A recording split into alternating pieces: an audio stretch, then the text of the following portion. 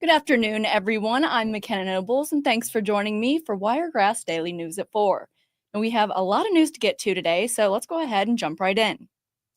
We're starting in Dothan, where the police department is asking the community for help in two missing persons cases. 29-year-old Darius Stewart was last seen on January 3rd at 280 Crossing Lane in Dothan. Stewart reportedly left the apartment complex around 8:30 p.m. for a date with an unknown man and has not been seen since. Authorities say she has no known transportation and is described as 5'5", approximately 205 pounds, with black hair and brown eyes.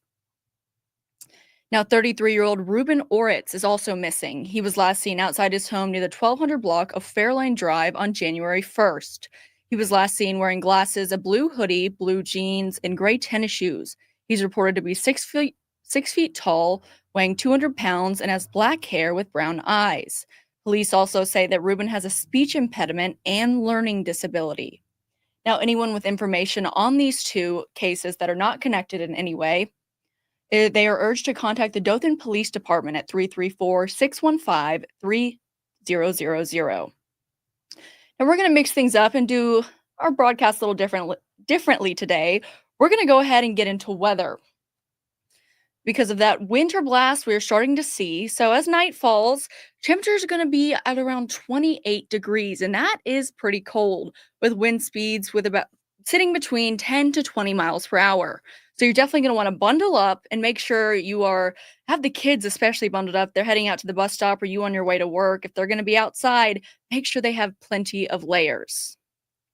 And now in the bottom right, you'll see that the city of Dothan has opened warming stations in recreation centers.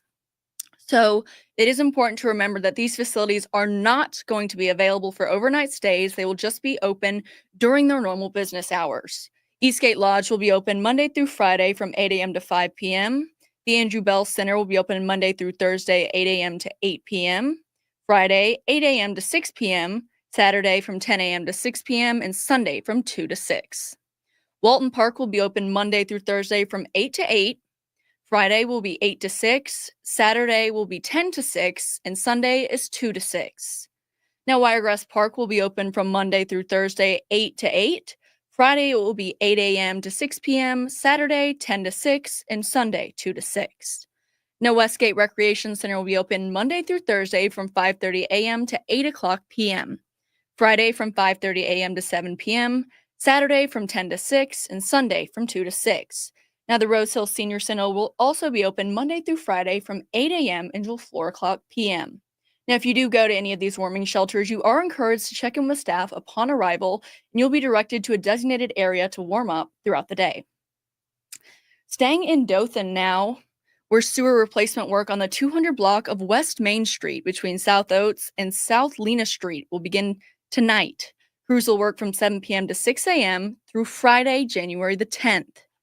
Now, this project will involve lane closures and traffic shifts. Motorists are advised to follow digital arrow signs and traffic cones that will guide them through the work zone. And of course, expect delays and also just make sure you're driving just a little bit slower than you normally would because there are going to be workers out. Now, more news from the city of Dothan. The city has plans to build a new community center for events and activities. Now, this is expected to cost $7.75 million, and the city is asking for federal funding to make this happen. On January 24th of this year, the city is going to send a request to the U.S. Department of Housing and Urban Development to release these funds. But before that, the city wants to hear from you guys. If you, your family, a business, or an organization would like to share your thoughts on the project, you can write to Dothan's Planning and Development or General Service Departments. Be sure to make your comments before January 24th when they are going to be sending out that request.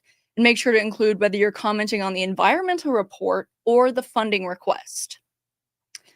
We're going over to Daleville now, where Fort Novosel has announced the suspension of its Trusted Traveler program, and that's going into effect immediately. All individuals seeking access to the base must now present a valid Department of Defense license at the entry gates. Present a valid Department of Defense ID at all entry gates. This change means every person in a vehicle must provide proper identification to gain access. Now, those without valid agency ID will need to visit the visitor center at either the Daleville or Ozark gates to obtain a visitor's pass. For added convenience, visitors can pre-register online for a pass to streamline this process. Now in state news, Governor Kay Ivey is standing in solidarity with Louisiana following the tragic January 1st terrorist attack in New Orleans. She has joined Louisiana Governor Jeff Landry in declaring a period of mournings with special attention to two individuals who called Alabama home. Kareem Badawi and Drew Dauphin, both Alabama natives, lost their lives in that attack. Governor Ivey has called on Alabamians to join Louisiana in observing 2 days of mourning. Today, January 6th for Kareem, and Wednesday, January 8th for Drew. Now, as part of the observance, Governor Ivey has directed flags across the state to remain lowered at half staff. And she encourages all Alabamians to take the time to remember these victims and their families during their grieving process. We're going to turn to today's video story now about Landmark Park and how they hosted their very first annual art competition. Let's take a look. Today at Landmark Park, a new tradition was born. The group held their first annual art competition. The theme of today's event is plants and animals native to the wiregrass.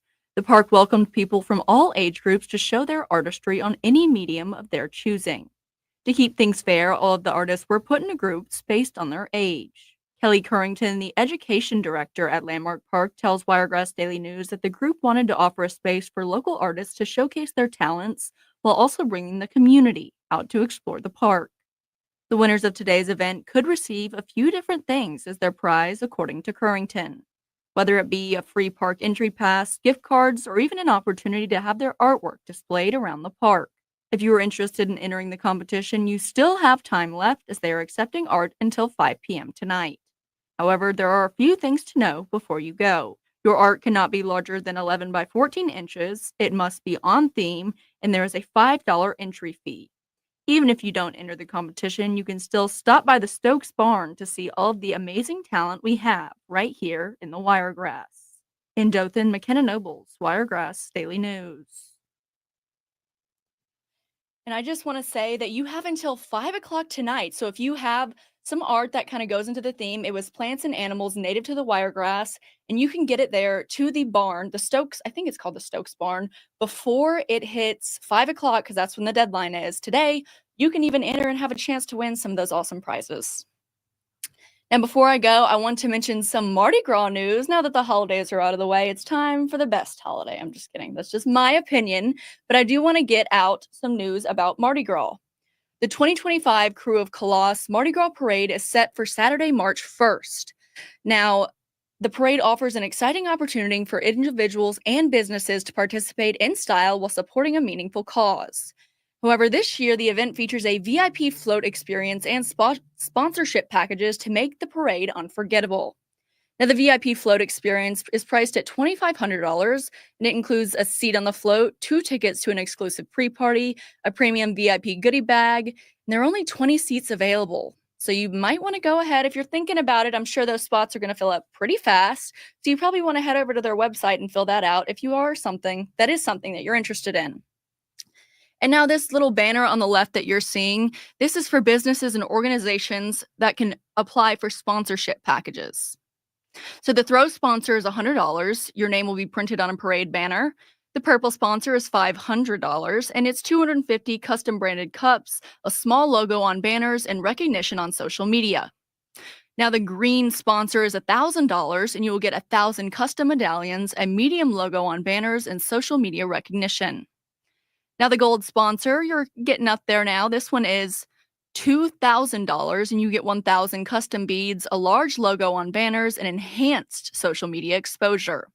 Now these are the last two. This one is the pre-party sponsor, which is going to run you about $5,000. You'll get an extra large logo on banners, 2 tickets to the pre-party, and 2 tickets to the after-party and social media promotion. Now this is the VIP goodie bag sponsor. This is $7,500.